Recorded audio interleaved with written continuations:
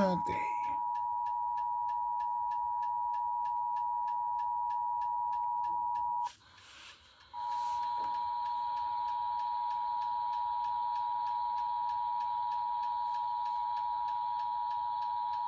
This is a test of the emergency alert system originating from the Michigan State Police State Emergency Operations Center in Lansing.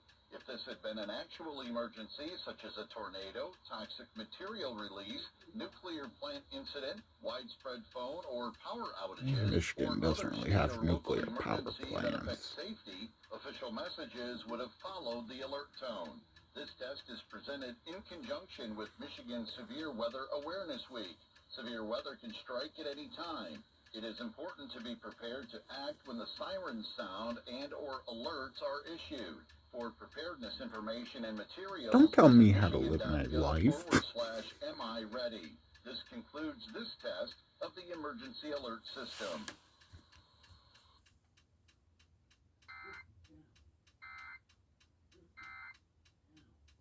Foreplay for your day, since you're gonna get